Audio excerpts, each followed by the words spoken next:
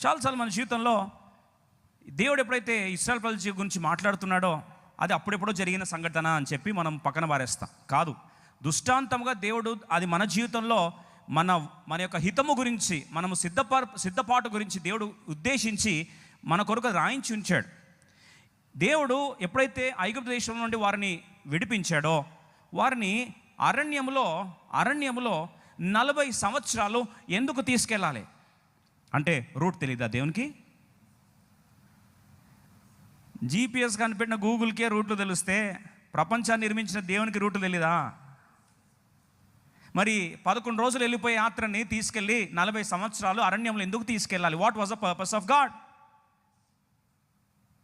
అరణ్యం ఎందుకు తీసుకెళ్ళాలి అనేది ప్రశ్న చాలామందికి తెలియకపోవచ్చు. అసలు వాగ్దాన దేశం నుంచి దేవుడు ఎందుకు విడుదల కలిగించాడు? Why did God deliver them from the bondage of Egyptians?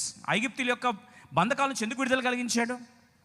నిర్గమకాండం 7వ అధ్యాయం 16వ వచనం, 7:16, 9:13. ఎక్కడ చూసినా సరే ఫరో దగ్గర ఇదే మాట, మోషే దగ్గర ఇదే మాట, ఇశ్రాయేలుకి ఇదే మాట. దేవుడు ఒకటి చెప్తున్నాడు, ఎందుకు మిమ్మల్ని తీసుకొస్తున్నాను, ఎందుకు మిమ్మల్ని బయటకు రప్పిస్తున్నాను, ఎందుకు మీ విడుదల కలిగిస్తున్నాను. ఈ సత్యం మనం తెలుసుకోవాలి. అదర్వైజ్ సాతాను ఈ ఉద్దేశం తెలియకపోతే మన అరణ్య యాతను ఎడారి యాత్రగా మార్చేస్తాడు.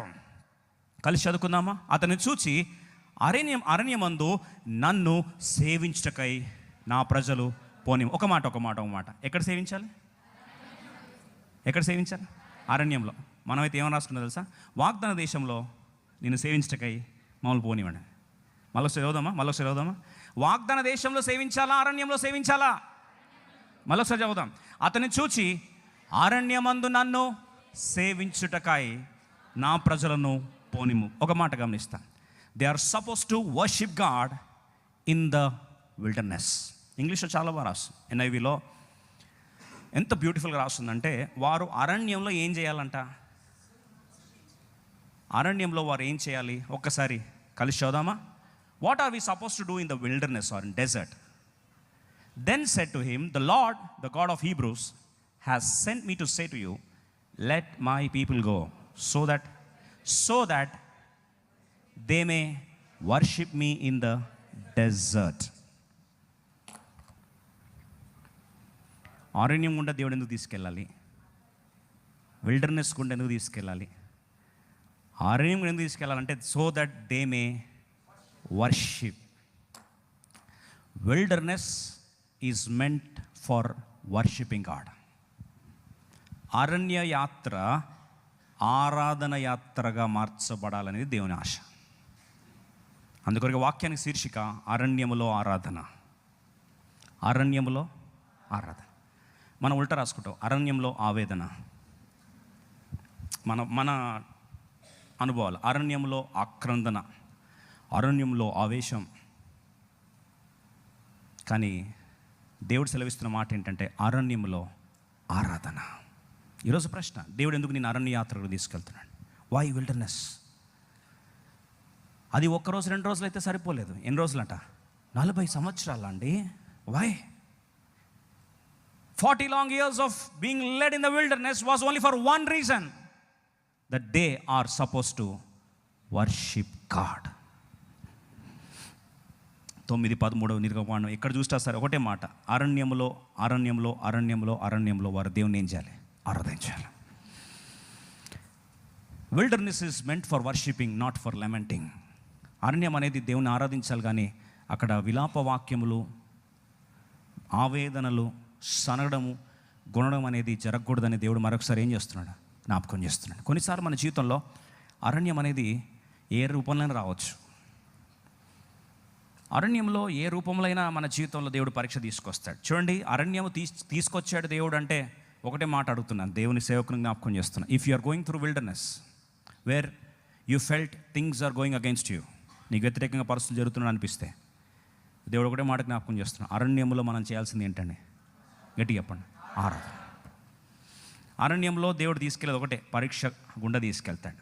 నిర్గమకాండం 15వ అధ్యాయం అద్భుతం మాట, 25వ వచనం చదువుదాం దయచేసి. ఈ రోజుతో ఎందుకు దేవుడు కష్టాల గుండా తీసుకెళ్తున్నాడు, అరణ్యం గుండా తీసుకెళ్తున్నాడు, ఆవేదన తీసుకెళ్తున్నాడు? నిజంగా ఈ వాక్యం చెప్పాలా వద్దని ప్రార్థిస్తున్న సందర్భంలో రండి ఒకసారి చదువుదాం. నిర్గమకాండము 15వ అధ్యాయం 25వ వచనం. అతడు యెహోవాకు మొరపెట్టెను, అంతటి యెహోవా అతనికి ఒక చెట్టును చూపెను. అది ఆ నీళ్ళలో వేసిన తర్వాత నీళ్లు మధురములాయను. అక్కడ ఆయన వారికి కట్టడను విధిని నిర్ణయించి అక్కడ వారిని పరీక్షించెను. There God tested them. ఈ మాట దేవాన్ని చిత్తమా కాదని ప్రార్థిస్తున్న సమయం నిన్నటి రోజు రాత్రి దేవుడు మాట్లాడు. ఉదయకాలం కూడా ఇంకా సందిగ్ధ అవస్థలో ఉంటే ఎక్కడ చూస్తే సార్ అరణ్యం లాంటి పరిస్థితి. మన కొన్ని ప్రాంతాలు, లోతట్టు ప్రాంతాల్లో చాలామంది నిరాశ్రయులు అయిపోయారు. ఇంకా ఏపీలో విజయవాడ, గుంటూరు ఆ ప్రాంతాల్లో భయంకరమైన పరిస్థితులను వింటూ ఉన్నాం. వార్తలు వివిధ ప్రాంతాల్లో ఎక్కడ చూసినా సరే వార్తలు చాలా దిగ్భ్రాంతి కలిగించిన వార్తలు వింటూ ఉన్నాం. అనారోగ్యం ఎక్కడ చూసినా చాలామంది అనారోగ్యంతో బాధపడుతూ ఉన్నారు, వైరల్ ఫ్లూస్తో బాధపడుతూ ఉన్నారు. ఉదయకాలం కూడా ప్రభా మరి ఏంటి అని జనరల్గా మీరు గమనించుండొచ్చు. 5 సంవత్సరాల్లో, అంటే 5.5 సంవత్సరాల లైఫ్ టెంపుల్ ఎప్పుడన్నా ఆదివారం ఇంత వర్షం పడిందా? ఎప్పుడన్నా సర్వీస్ స్టార్ట్ అయ్యే టైంకల్లా ఆగిపోతుంది ఎప్పుడైనా సరే. ఈరోజు ఉదయకాలం అదే ప్రాణం చేస్తాను, ప్రభా వర్షం ఆపేనాయన, వర్షం ఆపేనాయన, వర్షం ఆపేనాయన. 5:36 కూడా మళ్ళీ బయటకు వచ్చి ప్రభా వర్షం ఆపేనా.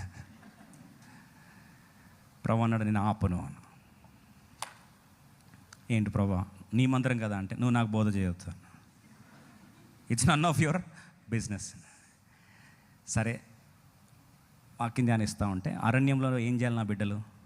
ఆరాధించాలి. అరణ్య పరిస్థితి అనుమతిస్తానని అనుకొని దేవుడు మాట్లాడిన వెంటనే కన్ఫర్మేషన్ అయితే మన టీం వారు నాకు వీడియో పంపించారు. Present update from Butta conventions అని. అది చూస్తే గుండె అయిపోయినాయి. 1 feet వాటర్ అండి. ఇప్పుడు నడుచుకుంటూ వచ్చిన ప్రాంతం ఎంత ఉంది? 1 feet వాటర్. 2 మోటార్స్ పెట్టి వాటర్ తీశారు. టీం వాళ్ళందరూ కూడా తడిసిపోయి వస్తువులు తీసుకొని రావడం కొరకు దేవర్ టోటలీ డ్రెంచ్డ్. వణుకుతూ అలా వర్షంలో తలుస్తూనే సామాన్లు తీసుకొని వచ్చారు. గాలి, తుఫాన్లు, మొత్తం ఆల్మోస్ట్ 1 feet దాకా వాటర్. అసలు ఇంగ్లీష్ సర్వీస్ జరగదేమో అనుకున్నా. ప్రభు అన్నాడు ఏదొచ్చినా సరే అరణ్యములో ఆరాధన ఆగొద్దు. ఏమాగొద్దు? నిజంగానే ప్రభు స్తోత్రం, అరణ్యంలో ఆరాధన ఆగలేదు. స్తుతించటం మానను, ఆరాధన ఆప, అంతే. చాలాసార్లు అదే కదా పరీక్ష. అసలు మనం ఆరాధిస్తామా లేదా అని దేవుడు పెడతాడు పరీక్ష. అన్ని సుఖంగా ఉన్నప్పుడు ఎవడైనా ఆరాధిస్తాండి. Anybody can worship God when things are going hunky dory. విషాదకరమైన వార్త ఏంటంటే ఇశ్రాయేల్ ప్రజల్ని భయంకరమైన ఐగుప్తు తెగళ్ళు దేవుడు అనుమతించి ఐగుప్తుల జీవితాన్ని నుజ్జు చేసి భయంకరమైన మారణహోమాన్ని అనుమతించి ఇశ్రాయేల్ నా జ్యేష్ఠ సంతానం అని చెప్పి దేవుడే సాక్షాత్తు రంగంలోకి దిగి ఆ ఐగుప్తులను యాతన పెట్టి 10 అద్భుతాలు దేవుడు కళ్ళ ముందు తెగుళ్ళు అనుమతించి ఇశ్రాయేల్ ప్రజలు కనీసం ఒక గీత పడకుండా వారిని బయటకు తీసుకొచ్చి ఇశ్రాయేల్ ప్రజల కొరకు ఫరో యొక్క జ్యేష్ఠ కుమారుని సైతం స్పేర్ చేయకుండా దేవుడు వారికి విడుదల కలిగిస్తే బయటకు తీసుకొచ్చింది దేని కొరకు? గట్టి చెప్పండి, ఆరాధించడం. దేవుడు అది సాలదన్నట్టు వారికి ఎర్ర సముద్రం ఏం చేశాడు? పాయలుగా చీల్చేశాడు. ఎర్ర సముద్రాన్ని పాయలుగా చీల్స్తే కళ్ళ ముందు ఇంక అప్పుడు ఆరాధన తన్నుకొచ్చిందంటండి. ఎందుకంటే మనకు కూడా జీవితంలో ఆరాధన ఎప్పుడు వస్తుంది తెలుసా? ఒక మైండ్ బ్లోయింగ్ అంటే ఎప్పుడైనా ఈ పదం మైండ్ బ్లోయింగ్. అబ్బా దేవుడు ఎలా చేశాడు అన్నప్పుడు అప్పుడు ఆరాధన ఆపను, స్తుతించుట మానను. ప్రవ్వా నీ పాదదాసునిగా నేను ఆరాధిస్తూ ఉండిపోతా ప్రవ్వా అని అప్పుడు అంటాం. ఇశ్రాయేల్ ప్రజల్లాగా వాళ్ళు అరణ్యం దాటేసి ఎర్ర సముద్రం దాటేసరికి ఇక ఎర్ర సముద్రం పాయలైపోయిందండి. వాళ్ళ బ్యాంక్ బ్యాలెన్స్ అందరూ చెక్ చేసుకున్నారంట. ఓహో బ్యాంక్ బ్యాలెన్స్ కూడా ఉందా అని అందరు చూసుకుంటే అందరు డిపాజిట్లు పడతా ఉన్నాయి టగటగటగటగటగా. అకౌంట్లు చూస్తే నంబర్స్ అన్నీ పెద్ద పెద్ద నెంబర్స్ కనిపిస్తున్నాయంట. మీరు ఓహో అకౌంట్స్ కూడా ఉన్నాయి, నంబర్స్ కనిపిస్తున్నాయి. వాళ్ళు బయటకు వస్తున్నప్పుడు వారు ఐగుప్తీయులను దోచుకొనిరి అని రాసు. దోపుడు సొమ్ము. ప్రతి వాడు వెళ్తే దేవుడు దయ చూపించాడంట, దోచేసుకున్నారట. 430 సంవత్సరాల జీతం వచ్చి ఒకరోజు పడింది. పెన్షన్ అయిన రిటైర్మెంట్ అప్పుడు వస్తుంది ఒక్కసారి, పిఎఫ్లు ఇవన్నీ వస్తాయి కదా ఒకసారి పడితే. ఇలా ఎన్ని సంవత్సరాలు అండి? 430 years వచ్చి ఒక్కసారి అకౌంట్లో క్రెడిట్ అయితే ఎట్లుంటుందండి బ్యాంక్ బ్యాలెన్స్? ఇంకా బ్యాంకు బ్యాలెన్స్ చూసుకున్నారు, ఎర్ర సముద్రం పాయలైపోయింది. దేవుడు ఫరోని ఇంకా మీరు మిమ్మల్ని వేధిస్తున్న ఫరోని ఇంకెన్నడు కూడా మీరు చూడరు అన్నాడు. కళ్ళ ముందు జల సమాధి అయిపోయింది. రథములన్నీ తీసుకెళ్ళి భూస్థాపితం అయిపోయాయి. ఇంకా రెచ్చిపోయి దేవుని ఏం చేస్తున్నారు? ఆరాధిస్తూ ఉన్నారండి. నిర్గమకాండం 15 రండి చదువుతాం త్వరగా. Exodus chapter 15 verse 1. Quickly on this, let's all read together. Exodus chapter 15 verse 1. అప్పుడు మోషేయు ఇశ్రాయేలులు యెహోవాను గూర్చి కీర్తన పాడిరి. ఇప్పుడు స్టార్ట్ చేసేప్పుడు ఏం చేస్తున్నట్టండి, కీర్తన పాడుతూ ఉన్నారంట, గలమెత్తి ఆరాధిస్తున్నంట. ఎర్ర సముద్రం దాటిన ఆ మైదానం అంతా కూడా మారుమోగిపోయింది. ఆకాశం అంటిన ఆరాధన, ఇక దిక్కులు పిక్కటిల్లేదట్టు, చుట్టుపక్కల దేశాల వారు చూస్తే భయపడేటట్లు ఆరాధన ధూపం అనేది ఉవ్వెత్తునెగిసి పడతా ఉంది. ఇంక ఎర్ర సముద్రం భయపడింది, అదేంది నా సముద్ర తరంగాల కంటే వీళ్ళ ఆరాధన తరంగాలు ఇంత గొప్పగా ఉన్నాయని చెప్పి ఆ సముద్ర తీరం ఆరాధనతో మారుమోగిపోయింది. It was an epic of worship, a revival, of fire of worship and praise. దీనికి కారకుడు ఎవరు? మోషే కీర్తన రాశాడు. మోషే కీర్తన రాసరికి అందరు నేర్చేసుకున్నారు పాట.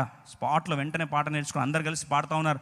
పాడుతూ ఉంటే మిరియామ అక్క వచ్చి నేనేం తక్కువనా అని చెప్పి, రండి నిర్గమకాండం 10వ అధ్యాయము 20వ వచనం, మరియు అహరోను సహోదరియు ప్రవక్తయునగు మిరియాము తంబురతో చేత పట్టుకొని స్త్రీలందరూ తంబుర్లతోనూ నాట్యములతోనూ ఆమె వెంబడి. ప్రతి స్త్రీ 6 లక్షల కాల్వనం అంటే మరి స్త్రీలు ఎంతమంది ఉండొచ్చు ఆలోచించండి. లక్షల మంది అందరు కలిసి ఏం చేస్తున్నారు? దేవుణ్ణి ఆరాధిస్తూ ఉన్నారంట. ఎంత బ్యూటిఫుల్గా ఉండొచ్చండి. ఏమని ఆరాధిస్తున్నారు? మోషే రాసిన పాట పల్లవి పాడితే వీళ్ళు కోరస్ యాడ్ చేస్తూ ఉన్నారు. రండి చూద్దాం. 21వ వచనంలో యెహోవాను గానము చేయుడి, అదే మొదటి లైన్లో తాను మోషే చేసిన ఆరాధన. ఇది రిపీట్గా ఆ యొక్క కోరస్ పాడడం ఆరంభించారు. ఆయన మిగులు అతిశయించి జయించిన గుర్రములు దాని రౌతులు సముద్రంలో ఆయన పడద్రోసను. మారు మోగిపోయిన ఆరాధన, ఉవ్వెత్తున ఉప్పెనలాగా రేగిన ఆరాధన, ఆకాశాన్ని అంటుతున్న ఆరాధన, ఎపాకల్ రివైవల్, ఫైర్ ఆఫ్ ప్రైజ్. ఎప్పుడు బ్యాంక్ బ్యాలెన్స్ ఫుల్ ఉంది, అన్నీ అనుకున్నట్టు జరిగాయి, ఏది ముట్టినా సరే దేవుడు వీరి పక్షంలోనే పాజిటివ్గా జరిగిస్తున్నాడు. శత్రువులు కళ్ళ ముందే సమాధి అయిపోయారు. దేవుడు చూస్తూ ఉంటా, అబ్బా అరణ్యం తీసుకొచ్చింది వీళ్ళని దేని కొరకు? గట్టిగా అమ్మా, ఇంకా నా బిడ్డలు నాకు ఏది కావాలో, ఎందుకు తీసుకొచ్చానో, ఇన్ని అద్భుతాలు చేసేదానికి రీజన్ నేను ఆరాధించబడాలని ఆశపడితే ఎంత అద్భుతంగా ఆరాధిస్తున్నాను బిడ్డలని చెప్పి దేవుడు వెంటనే సువర్ణాక్షరాలతో ఆయన గ్రంథము తీసుకొని వీరి రాసిన ఆ కీర్తన యాజ్ ఇట్ ఈస్గా రాసేస్తున్నాడంట. అబ్బాయి ఏం ఆరాధిస్తున్నారు, ఏం స్తుతిస్తున్నారు అని చెప్పి మొత్తం రాసేసుకున్నాడంట. రాసేసుకొని అద్భుతమైన ఆరాధన జరిగింది. ఇంకా ఈ ఆరాధన మారుమోగిపోయేసరికి దేవుడు ఎంతగానో సంతోషపడ్డాడు. బైబిల్ సెలవిస్తుందండి, ప్రకటన గ్రంథం 15వ అధ్యాయం, రెవల్యూషన్ చాప్టర్ 15 verse 3. మొట్టమొదటిగా పరలోక రాజ్యంలో మారుమోగిపోయింది. Resounding worship here was a resonating there in heaven. ఇక్కడ ఆరాధిస్తే పరలోకంలో ప్రతిధ్వనిస్తూ ఉందంటే ఆ ఆరాధన రేంజ్ ఏంటో అర్థం చేసుకోండి. కలిసి చదువుదామా? వారు ప్రభువా దేవా సర్వాధికారి, నీ క్రియలు ఘనమైనవి, ఆశ్చర్యమైనవి. ఇది ఎక్కడ? ప్రకటన గ్రంథంలో. వేల సంవత్సరాలు అన్నీ ఆరిపోయాయి, అన్నీ మూగబోయాయి, కానీ ఈ ఆరాధన మాత్రం శాశ్వతంగా దేవుడు స్వర్ణాక్షరాలతో రాసి తన యొక్క గ్రంథంలో లిఖితం చేసి పరలోక రాజ్యంలో ఒక కట్టడగా నియమించాడు. అంటే ఆరాధన ఏ రేంజ్లోకి వెళ్ళిందో, దేవుడు ఎంత ఇష్టపడ్డాడో, ఎంత సంతోషపడ్డాడో ఒకసారి ఆలోచించి కలిసి చూద్దాం. వారు ప్రభువా దేవా సర్వాధికారి, నీ క్రియలు ఘనమైనవి, ఆశ్చర్యమైనవి, యుగములకు రాజా, నీ మార్గములు న్యాయములు సత్యములై ఉన్నవి. నెక్స్ట్ వచనం, ప్రభువా నీవు మాత్రం పవిత్రుడవు, భయపడు వాడేవాడు, నీ నామమును మహిమపరచిన వాడేవాడు, నీ న్యాయ విధులను ప్రత్యక్షపరచవాడేవాడు కనుక జనులందరూ వచ్చి నీ సన్నిధిన నమస్కారం చేస్తారని చెప్పొచ్చు. దేవుని దాసుడగు మోషే కీర్తనయు. చాలు. ఎవరు కీర్తనట? See, God felt super excited and he wanted that song to be etched in the golden pages of eternal heaven's book forever. దేవుని ఆశ ఏంటంటే, అబ్బా ఎప్పుడైనా సరే ఈ పాట ఇలాగే వినాలని నాకు ఆశ ఉంది. ఒక మాట చెప్పాలని ఆశపడతాను. Everything else fades. ఈ లోకంలో నువ్వు చేసే ప్రతి ఒక్కటి అంతర్ధానం అవుతుంది, ఆవిరైతుంది, అస్తమిస్తుంది. ఆరాధన తప్ప. పరలోక రాజ్యాన్ని మోసుకుపోయేది ఏంటండి? ఆరాధనే. మోషే మోసుకుపోయింది ఏంటి? ఆరాధన. ఇశ్రాయేల్ ప్రజల మోసుకుపోయింది ఏంటి? ఆరాధన.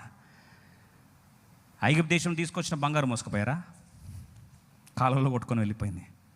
మన్నైనది వెనుకటి వారిని మరలా బొమ్ముక్షం. ఈ లోకంలో దిగంబరిగా వచ్చాం, దిగంబరిగానే పోతాం. మనం తీసుకుపోయేది ఒకటే, గట్టి చెప్పండి, ఆరాధన. అయితే దేవుడు ఆశపడింది ఏం తెలుసా? అరణ్యం మొత్తంలో దేవుడు వారి నుంచి అరణ్యాత్ర తీసుకోవడానికి ప్రధాన కారణం ఏంటంటే, వాళ్ళు అరణ్యాత్ర అంతట్లో ఏం చేయాలట? ఆరాధించాలి అని ఆశ.